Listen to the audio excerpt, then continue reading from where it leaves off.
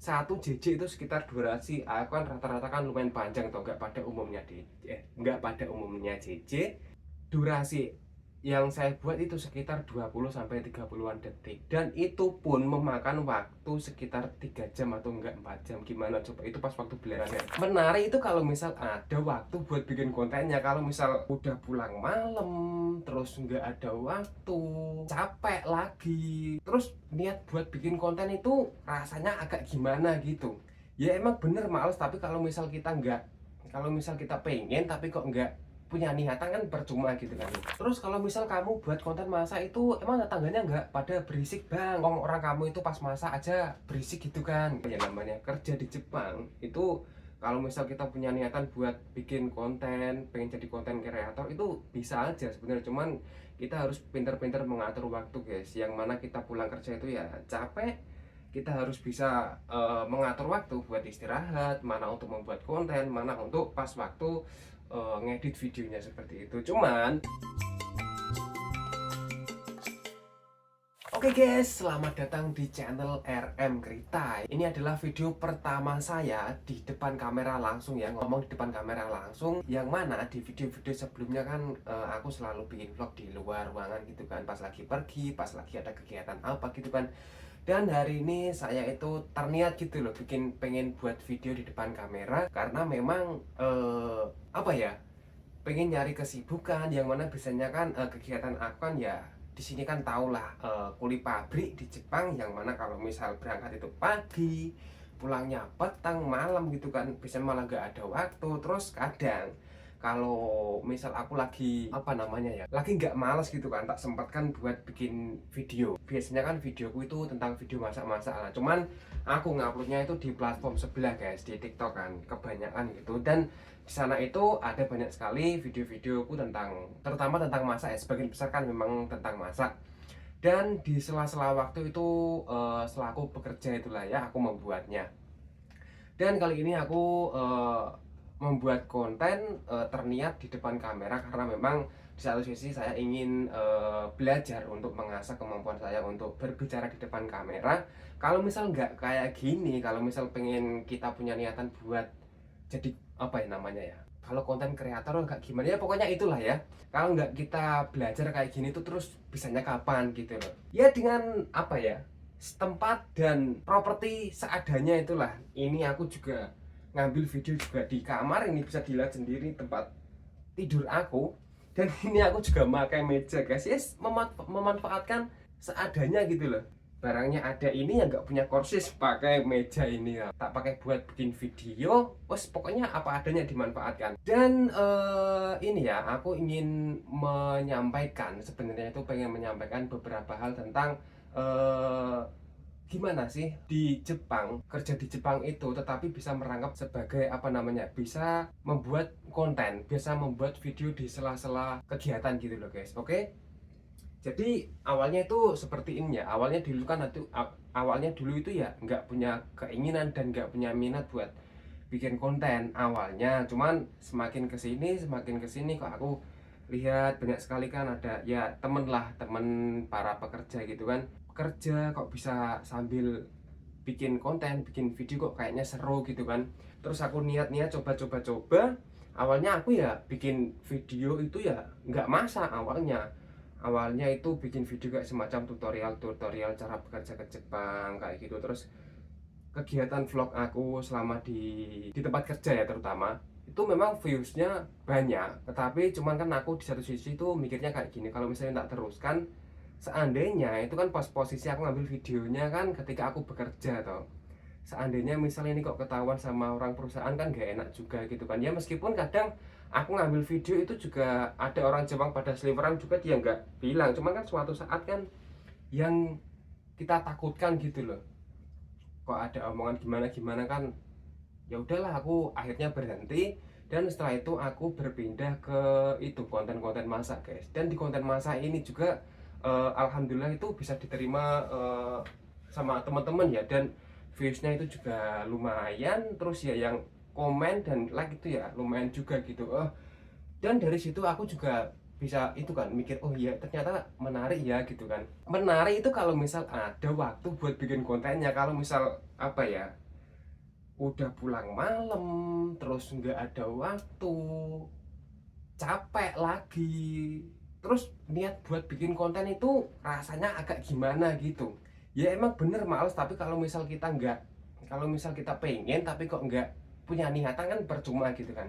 Nah dari situ aku sedikit demi sedikit itu kan ya mulai bikin konten. Aku selagi ada waktu pasti tak buat guys. Kan kontenku masak, terus aku seringnya akhir-akhir ini kan kerjanya pulang malam, kalau nggak jam 6 jam 7 setengah 8 gitu kan.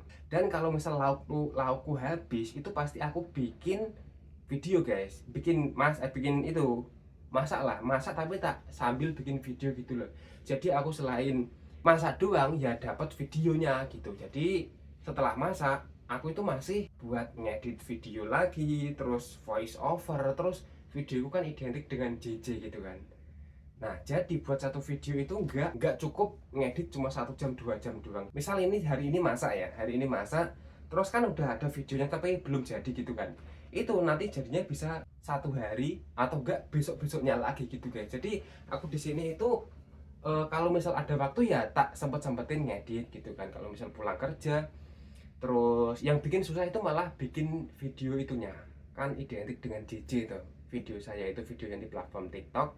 Nah kalau misal nggak ada JJ, ntar pada komplain seperti itu. Dan sementara buat JJ itu sangat gimana ya, lumayan ribet lah kalau aku bilang. Soalnya aku dulu belajar bikin video JJ itu, satu JJ itu sekitar durasi aku kan rata-rata kan lumayan panjang tuh, nggak pada umumnya JJ durasi yang saya buat itu sekitar 20 sampai 30-an detik, dan itu pun memakan waktu sekitar 3 jam atau enggak 4 jam. Gimana coba, itu pas waktu belajar.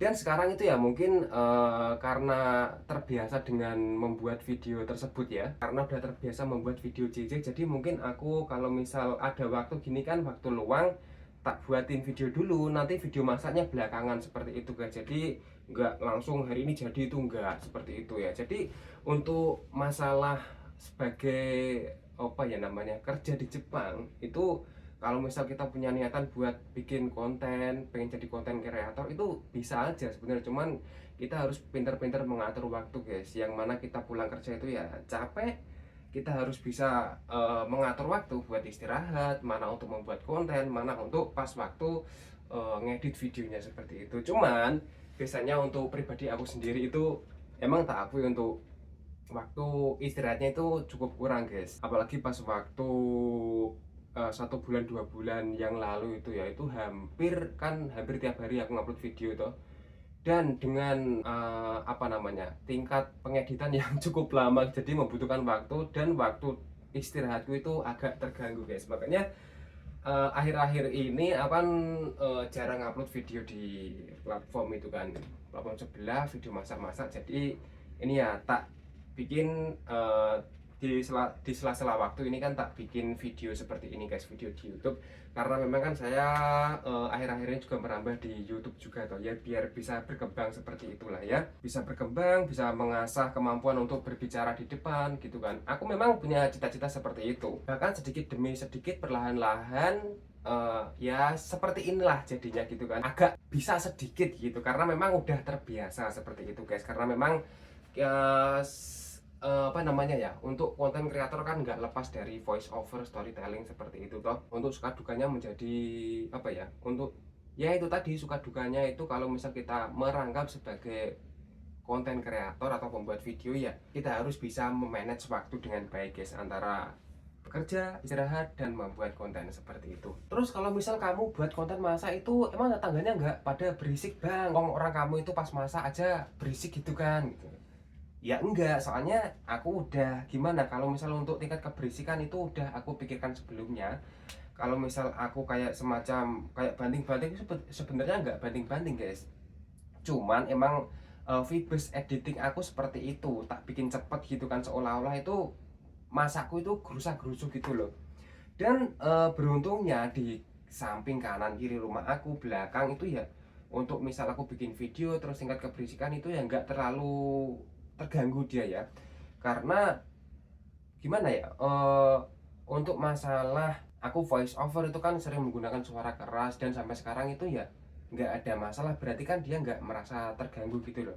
Karena juga memang di sini kan di sini kan aku tinggalnya bukan di Apato ya guys, di rumah. Jadi mungkin pas aku ngomong kayak gini tuh suaranya itu kedap, nggak terlalu kedengaran dari luar gitu guys. Karena ya itu tadi, kalau misal di sini itu kan rawan sekali gitulah, dikit-dikit kalau misal berisik itu bisa dilaporkan ke polisi di sini itu ya. Itu sangat wajar sekali karena memang di sini itu orang-orang Jepang rata-rata sangat apa ya, pokoknya itu pengen tenang hidup gitu loh hidupnya, dan nggak mau diganggu sama orang seperti itu guys. Dan untuk aku masak ini ya alhamdulillah ya aman-aman aja seperti itu guys, karena memang saya tahu tingkat kebatasan, tingkat keberisikan itu sampai mana itu aku juga pikirkan seperti itu guys. Nah oke guys, mungkin cukup sampai di sini aja kali ya videonya. Dan ini entah ada isinya apa enggak itu ya tergantung penilaian teman-teman ya, karena memang di sini aku memang mencoba untuk belajar di depan kamera, itu tujuan utamanya ya, untuk mengasah kemampuan saya dalam berbicara. Dan jika teman-teman ada komentar tentang seputar pekerjaan di Jepang, kehidupan di Jepang, terus biaya belanja kehidupan di Jepang, terus biaya kebutuhan pokok di sana mahal apa murah, silakan aja tanya apa aja di kolom komentar, saya nanti siap menjawab guys. Oke lah. Oke, cukup sampai di sini. Jika ada kata-kata yang kurang berkenan di hati teman-teman, kata-kata yang kurang bagus karena memang saya dalam proses belajar, mohon dimaafkan sekali. Oke, sampai jumpa di video berikutnya. Assalamualaikum warahmatullahi wabarakatuh.